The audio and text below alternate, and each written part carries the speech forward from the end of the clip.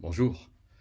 Nous allons aujourd'hui réfléchir à ce qu'on pense, à qu'est-ce que c'est que bien penser. Alors vous vous direz peut-être, oh là là, Guillaume Argot, c'est trop compliqué pour moi, je vais déjà arrêter la vidéo. Euh, je vous conseille d'écouter et d'aller jusqu'au bout, parce que je crois vraiment que Dieu nous appelle à prendre possession de nous par la pensée. Alors vous me direz, oui, mais qu'est-ce que c'est que penser? Ben, penser, c'est avoir une opinion. Et imaginez-vous, vous êtes dans votre séjour, salon, chambre, salle de bain, et vous avez une opinion sur tout ce que vous voyez en fait. Tout. Et notre pensée, le jardin de nos pensées, fourmille d'opinions. Et alors, par exemple, Proverbe 23,7 nous dit que comme quelqu'un a pensé, tel il est. C'est-à-dire que la personnalité, le caractère, le tempérament, c'est la photographie au moment où je vous parle du jardin de mes pensées. C'est dire si toutes mes pensées sont importantes. Et comme la nature a horreur du vide, si je me laisse aller, si je ne fais pas attention à ce que je pense forcément quelque chose.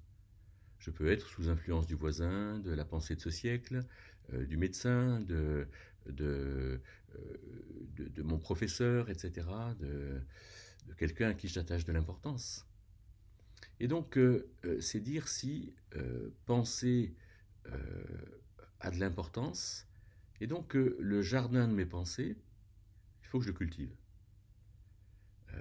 Imaginez que vos pensées soient un jardin, hein, qu'il y a des jolies choses comme des haies, comme des arbres, un potager, du gazon qu'il faut rendre délicat, une terrasse, une jolie terrasse avec un parasol, un potager avec des légumes, et puis il y a les fruitiers aussi, vous avez un poulailler peut-être dans votre jardin. Et donc tout ça, ça s'entretient. Et Galates 6, versets 7 à 10 dit on ne se moque pas de Dieu. Ce que quelqu'un sème, cela aussi, il le récoltera. De sorte que nous sommes, nous, le produit de ce que nous semons continuellement. Et attention au fait de dire, oui, mes parents, mon éducation, etc., je n'arrive pas à m'en sortir. Ça, c'est valable quand on est ado, avant de quitter papa et maman. Mais à 30 ans, on n'est plus ce que les parents ont déterminé de nous.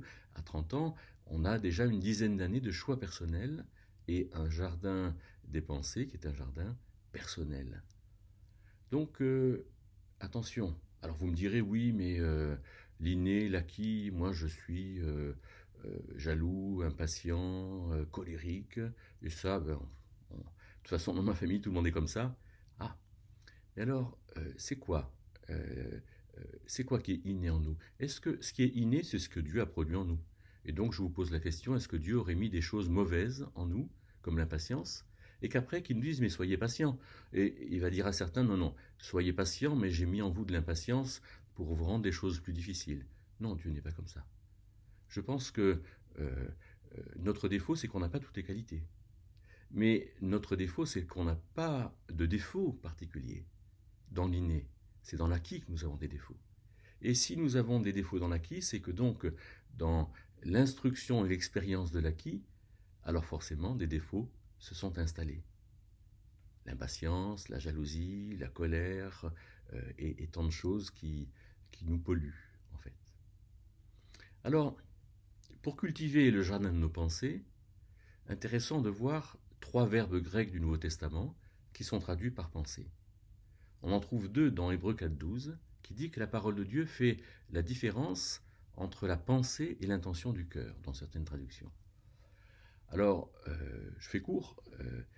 Le premier verbe en grec, entumeomai, il veut dire brasser, ruminer, réfléchir. Et donc, c'est un niveau intéressant, ça. C'est-à-dire que quand je suis dans cette forme de pensée, je n'ai pas de conviction. Je suis quelque part mon jardin, le jardin de mes pensées, il est, je suis en train de labourer en fait. Je suis en train de remuer la terre, je suis en train d'enlever les mauvaises herbes, je suis en train de réfléchir à ce que je vais y semer. Le deuxième niveau, c'est noia, qui veut dire la compréhension. Et métanoia, c'est le changement de compréhension, c'est la repentance. Se repentir, c'est dire à Dieu, non, oui, oui, je me suis rendu compte que tu avais raison. Et donc, deuxième niveau, c'est ce qui est consécutif au brassage. Dans mon jardin, je remue la terre, je brasse, et puis je vais dire, ben voilà, je vais mettre cette année des tomates, des carottes, de la salade, etc. Mais au bout de quelques temps, peut-être une année, peut-être plus, je vais me rendre compte que, vu l'ensoleillement, vu la terre, vu ce dont j'ai besoin, c'est pas des tomates et des carottes que je vais mettre, c'est autre chose. Peut-être des courgettes, des concombres. Et donc là, il y a un troisième niveau de pensée qu'on trouve dans Philippiens 3,15, et le verbe grec c'est phronéo ou sophronéo, ce qui est assez analogue, et qu'on retrouve dans l'expression sophrologie. Et la sophrologie, c'est l'étude de cette pensée qui est rassie, qui est établie, qu'on a éprouvée par l'expérience. Et donc, dans le jardin de mes pensées, je remets ma terre, entumiomai, je décide de mettre des tomates et des carottes, noia, noéo, le verbe, et finalement, quelques temps après, je vais dire, ben non, quand même, sophronéo, je vais établir les choses. Donc, Dieu nous appelle à quelque chose d'un peu complexe, mais pas si difficile que ça finalement. Il ne faut pas qu'on soit mal parce qu'on brasse. Quand vous commencez à faire votre jardin potager, vous n'êtes pas mal en disant « Oh là là, quand est-ce que je vais le finir ?» Non, vous savez que de toute façon, penser ça, ça ne sert exactement à rien. Alors, dans ces trois niveaux de pensée, il y a quelque chose qui surgit dans mes connaissances, dans mes réflexions, c'est le Saint-Esprit. L'apôtre Paul dit en Romains 9, verset 1, « Ma conscience rendant témoignage par le Saint-Esprit ». Le Saint-Esprit, c'est le moteur de la conscience. Le Saint-Esprit, c'est celui qui intervient en me disant « vrai, pas vrai, bien, pas bien, opportun, pas opportun ». Le Saint-Esprit n'est pas là pour me dire Guillaume Argot, tu vas aujourd'hui mettre une veste de couleur marron qui ira bien avec ta chemise en lin, couleur plutôt lit de vin pâle. Non, non, non. Le Saint-Esprit, c'est quelqu'un qui collabore avec nous, qui ne nous impose jamais, qui ne nous, à mon avis, ne nous appelle jamais extrêmement précisément à quelque chose, sauf exception. On voit quand il a parlé à Philippe en acte 8. Et donc, notre conscience, c'est à nous de l'exercer, c'est-à-dire de laisser au Saint-Esprit. Acte 24, 16, Paul dit « Je m'exerce à avoir une conscience sans reproche devant Dieu et devant les hommes ». Donc laisser au Saint-Esprit la place pour qu'il nous fasse comprendre, passer du temps avec lui. Et alors, Paul dira en 1 Corinthiens 4, 4, « Je n'ai rien sur la conscience, mais par là je ne suis pas justifié, parce qu'en fait la conscience c'est quand même quelque chose de fragile. » Lui qui me justifie, c'est le Seigneur. C'est-à-dire que ce que je le fais dans la foi. Et finalement, le Saint-Esprit étant en moi, alors, comme dit Romains 8, 6, la pensée de l'Esprit est vie. Elle est vivante, elle produit quelque chose.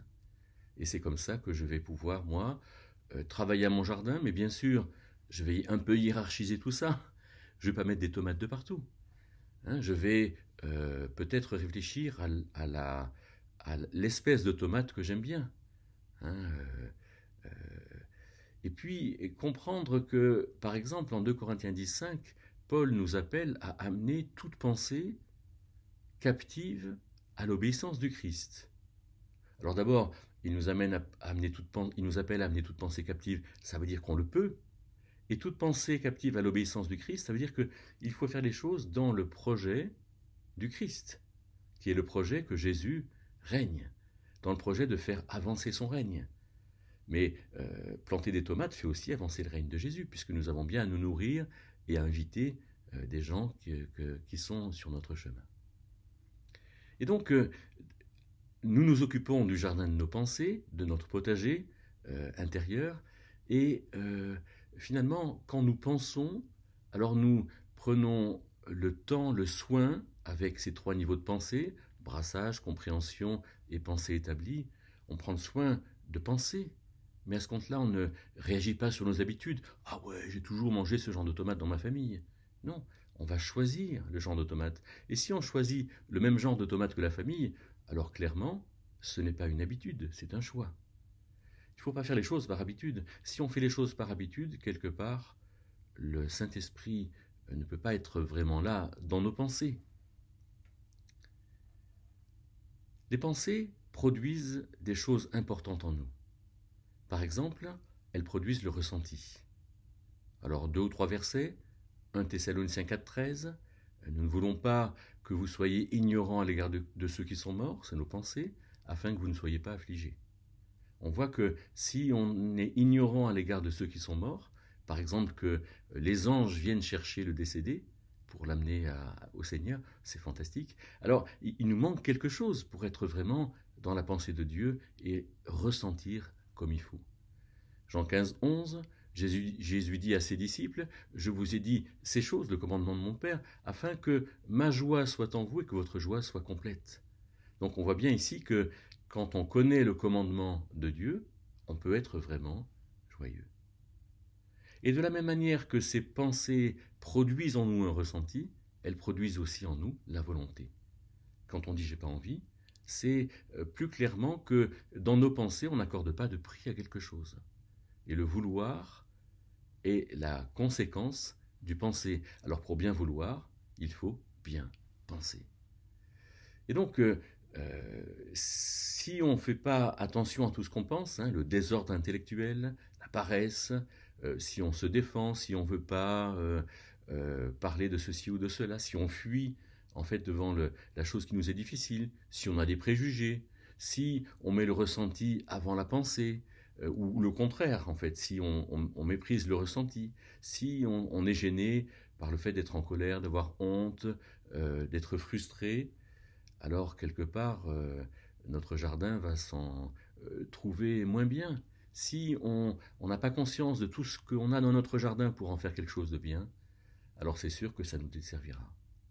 Et bien que ces quelques réflexions sur le bien pensé peut-être vous stimulent ou vous aident à entretenir votre jardin, et un petit clin d'œil avec la parole du Seigneur Jésus, si ton œil est simple, si tu regardes bien, si tu penses bien, alors ton être entier sera plein de lumière.